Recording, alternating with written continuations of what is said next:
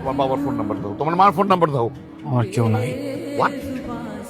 তোমার মা বাবা ভাই বোন কেউ নাই? ঠিক আছে, তুমি এসো আমার সাথে।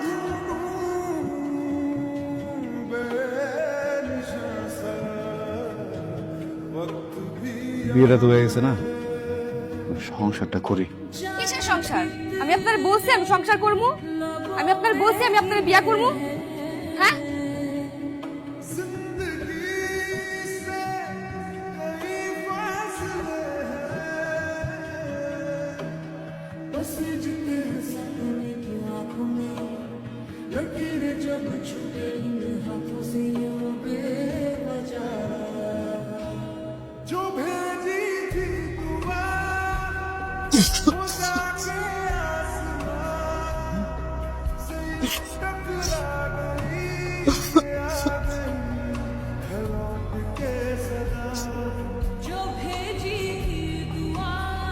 সেমিস্টার পরীক্ষার সময় হয়ে গেছে, আমি একা সবকিছুই সামলাতে পারছিলাম। হয় তুমি আমার পড়াশোনার দায়িত্ব নাও, না হয় আমার এই শহরে থাকা খাওয়ার ব্যবস্থা করো প্লিজ। আমি একা পারছি না সাহেব। কারণ আমি বিশ্বাস করতে পারতেছি না যে তুমি আসলেই ভালোবেসে আমার সাথে আছো নাকি আমার সবকিছু দেখে আছো। I am really confuse. তুমি যদি আরো লেট করো সেমিস্টার ফি দিতে তাতে কোনো সমস্যা ছিল না। ব্যাপারটা হলো তুমি একটা ফাঁকিবাজ মেয়ে, ঠিক মতো লেখাপড়া করো না। Sir sir please sir sir sir এবারের মতো একটা শেষ সুযোগ দিন স্যার প্লিজ।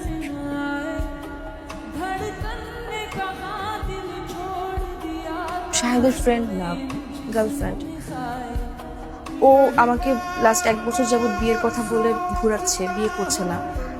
ও একটা গোল্ড ডিগার বাবা, ও টাকা পয়সার লোভী। মুখ সামনে কথা বলো তুমি। কি মুখ সামনে কথা? কি বলতে চাও তুমি? কেন আসছো আমার বাসায়?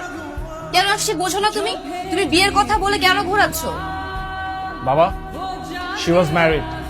আমি মানি ওর সাথে আমার রিলেশনশিপ ছিল, বাট আমি কোনোভাবেই জানতাম না বাবা রিলেশনশিপের আগে দ্যাট ও ম্যারিড ছিল।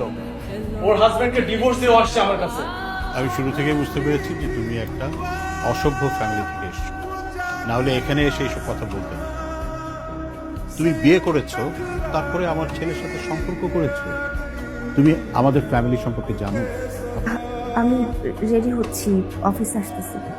আজ থেকে আপনাকে কাজে আসতে হবে না। আমাদের এখানে আসলে সব মানুষের চাকরির ব্যবস্থা আছে। কি মনে হয় গতকাল বাড়িতে গিয়ে সিক্রেট করে এসেছেন? ওরা তো আসলে আমাদের ক্লোজ ফ্রেন্ড। ওখান থেকে ফোন এসেছে, আপনি যে ধরনের ঘটনা ঘটিয়ে এসেছেন, তারপর আপনার চাকরিটা আসলে উই আর রিয়েলি সরি। 20,000 টাকা ফাইল।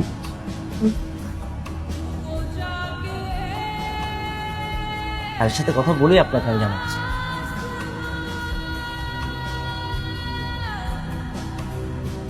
সন্দেশ, আমি তোমাকে এখানে দেখে খুব খুশি হয়েছি। কি নাম আপনার? রুহি। রুহি, আমি কি আপনাকে চিনি? রহিম, সরি আপনার চাকরিটা হচ্ছে না, আপনি বুঝতে পারবেন। স্যার কি বলেন? আপনি না একটু আগে বললেন আমার সবকিছু ওকে আছে, আমি তো ভেবে ফেলেছি আমার জবটা হয়ে গেছে। আপনি বলেছেন আপনি বললে জবটা হয়ে যাবে, তাহলে জবটা কেন হচ্ছে না? রহি, আমি কিন্তু আপনাকে একটু আগে আরেকটা কথা বলেছি যে আমাদের এমডি সাহেব যদি আপনাকে শিওর না করে সেক্ষেত্রে আমরা আপনাকে শিওর করতে পারবো না। আমি কাজটা মন দিয়ে করবো স্যার। স্যার প্লিজ আমাকে জবটা দেন sir, please sir, please sir, please sir. Sir আরে রোহিত, জি স্যার, জি sir, okay sir, please Rohit, আপনার চাকরিটা হয়ে গেছে। জি স্যার। আপনার চাকরি হয়ে গেছে, আগামীকাল থেকে আপনার জয়েন। Thank you sir.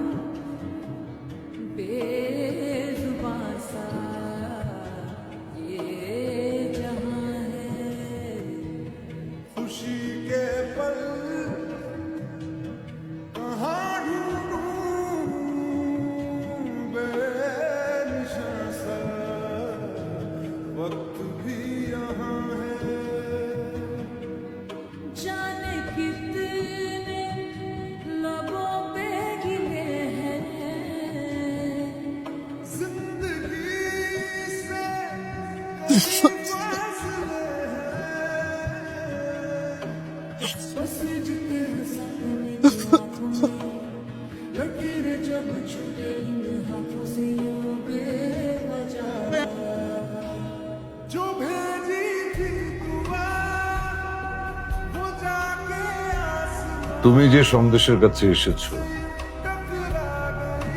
সে তো তোমার কেউ না। তোমার যে হাজবেন্ড ছিল সে তো ওই দিনই মরে গেছে। আঙ্কেল, আমি অনেক বড় ভুল করেছি। সন্দেশের মতো ছেলেকে আসলে আমি দূরে ঠেলে দিয়েছি, অবহেলা করেছি। আমি কাজটা ঠিক করিনি।